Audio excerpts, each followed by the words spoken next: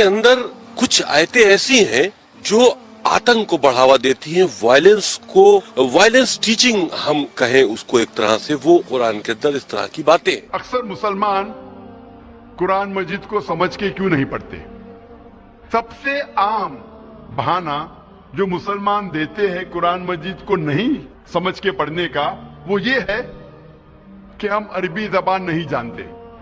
आज सारी दुनिया में 700 करोड़ इंसान हैं और तकरीबन 150 करोड़ मुसलमान हैं, यानी 20% से ज्यादा, 20 से 25% सारी दुनिया में सारे इंसानों में से मुसलमान हैं।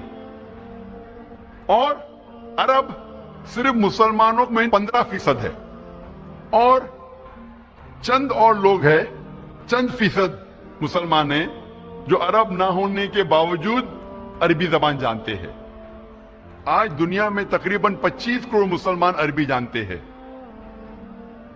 150 करोड़ में से 25 करोड़ मुसलमान अरबी जानते हैं।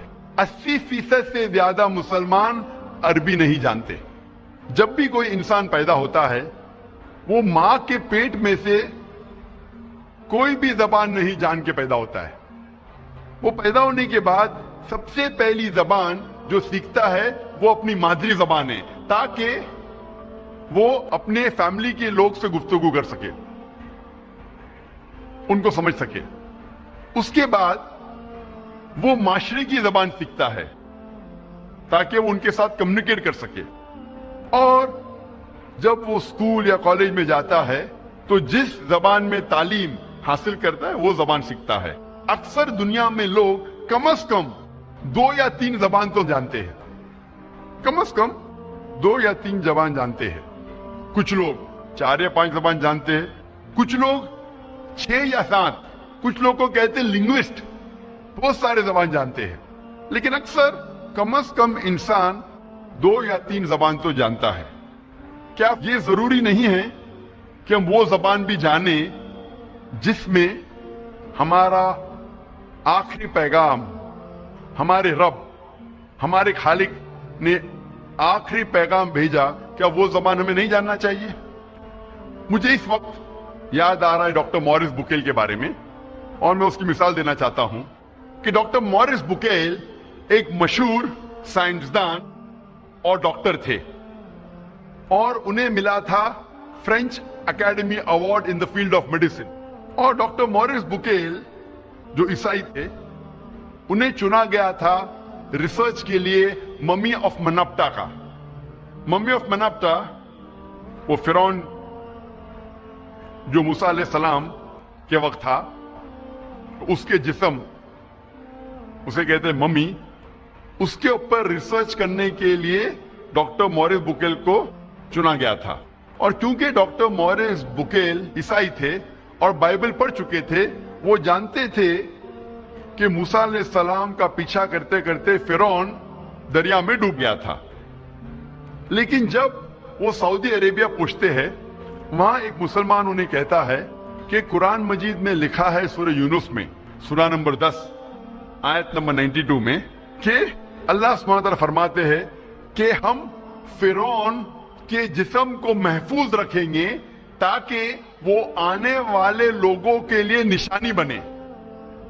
तो मॉरिस बुकेल को यह पता चला कि कुरान मजीद 1400 साल पुरानी किताब है, उसमें यह लिखा है कि हम फिरौन के जिस्म को महफूज रखेंगे ताकि आने वाले लोगों के लिए निशानी बने।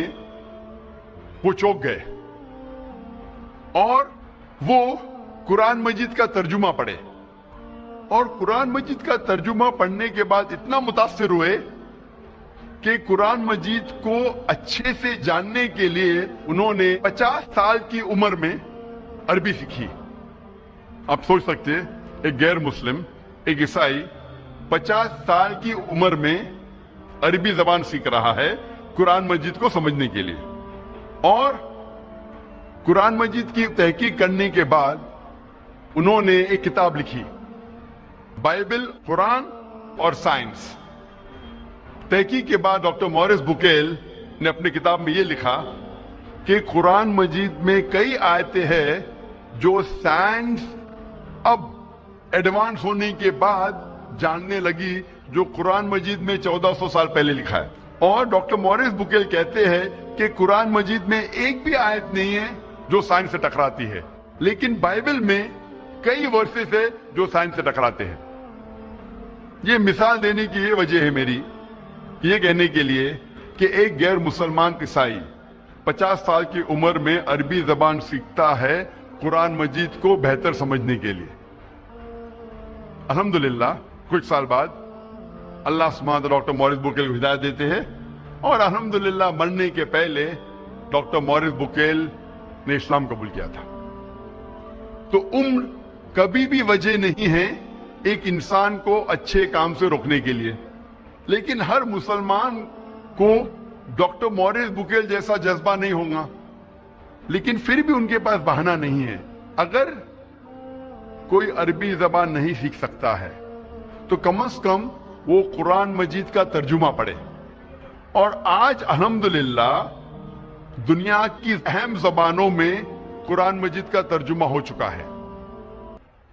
मौलाना अब्दुल मजीद दरियाबादी फरमाते हैं कि सारी दुनिया में सबसे मुश्किल किताब जिसका तर्जुमा किया जा सकता है वो है कुरान मजीद, क्योंकि कुरान मजीद की जबान आसमानी जबान है, अल्लाह सुब्हानहू व तआला की जबान है, और ये मौजिज़ा जबान है कि जबान आसमानी जबान है, अल्लाह सुब्हानहू व तआला की जबान है, और ये मौजिज़ा जबान है। इसीलिए कुरान मजीद का 100% तर्जुमा करना मुमकिन ही नहीं।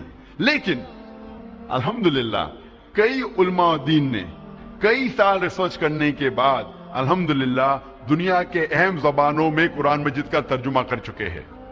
और हम अगर कुरान मजीद का तर्जुमा पढ़ेंगे तो बेशक हमें अल्लाह सुब्हानहू व तआला का जो पैगाम है उसके बारे में पता लगेगा। और आपको कुरान मजीद का तर्जुमा उस जबान में पढ़ना चाहिए जो जबान में आपको महारत है।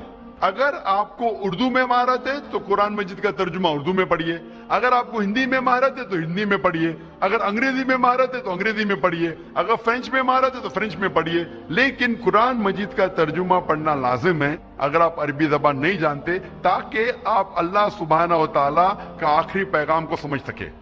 लेकिन अक्सर हम मुसलमान काफी बहाने करते हैं। कई मुसलमान कहते हैं कि मैं इतना मशगूल हूं मेरे तिजारत में कि मुझे कुरान मजीद पढ़ने का वक्त नहीं, मैं मेरे काम में इतना मशगूल हूं कि मुझे कुरान मजीद पढ़ने का टाइम नहीं। लोग अक्सर जो स्कूल और यूनिवर्सिटी जाते हैं, कॉलेजेस जाते हैं,